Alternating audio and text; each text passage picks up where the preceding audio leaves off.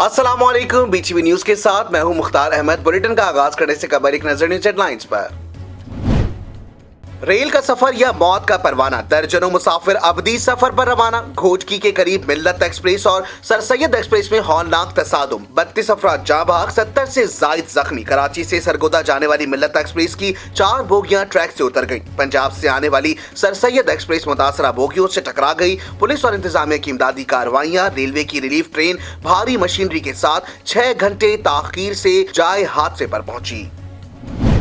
Train हादसे के rescue operation में तेजी आ गई। मुल्तान से पाक फौज के 2 इमदादी हेलीकॉप्टर्स जहरकी पहुंच गए। ISPR के मुताबिक जख्मियों को मुल्तान और रहीम यार खान अस्पताल में मुंतकिल किया जा रहा है। आर्मी और रेंजर्स के जवान जख्मियों को तबाह होने वाली बोगियों से निकालने में मसरूफ। चेयरमैन NDMA के मुताबिक पाक फौज रेंजर्स 1122 रेस्क्यू सर्विसेज भी खिदमत अंजाम दे रही हैं।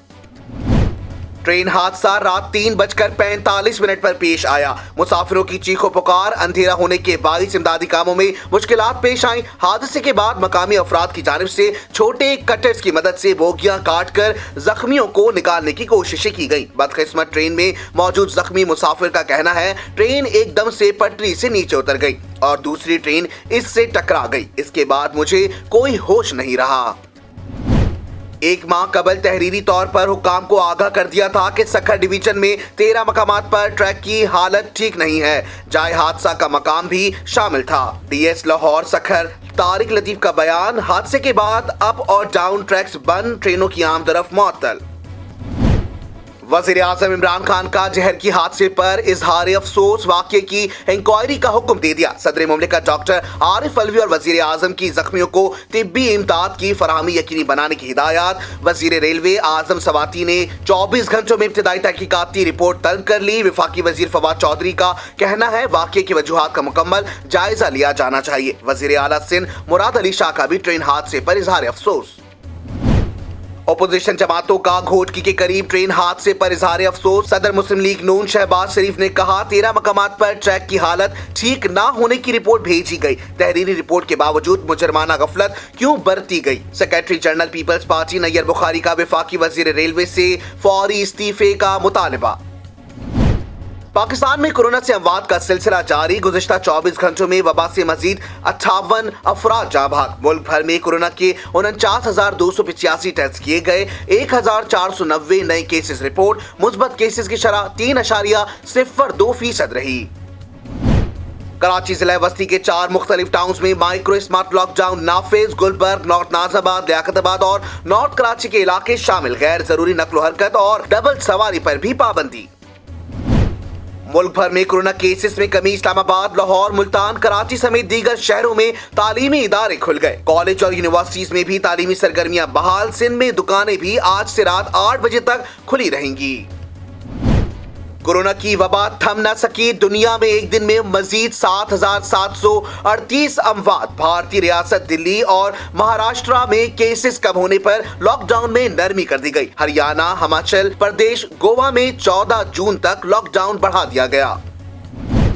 मुल्क को पोलियो की वबा से पाक करने का मिशन। इंसदादे पोलियो प्रोग्राम के तहत 5 रोजा कौमी इंसदादे पोलियो मुहिम का आज आगाज हो गया। मुहिम के दौरान 4 करोड़ 20 लाख से जायद बच्चों को हिफाजती कतरे पिलाने का हदफ मुकर्रर। Chairman peoples party Bilawal Bhutto Zardari कहते हैं इमरान खान ने कौम से 90 रोज में तब्दीली का वादा किया था। अब अगली हुकूमत बनाकर मसाइल हल करने का ऐलान कौम से मजाक है। इमरान खान के माशी तरक्की के बड़े बड़े दावे जमीन बोझ हो चुके। नाकाम मौशी पॉलिसियों की बदौलत मुतवस्सित तबका भी गुर्बत का शिकार हो चुका।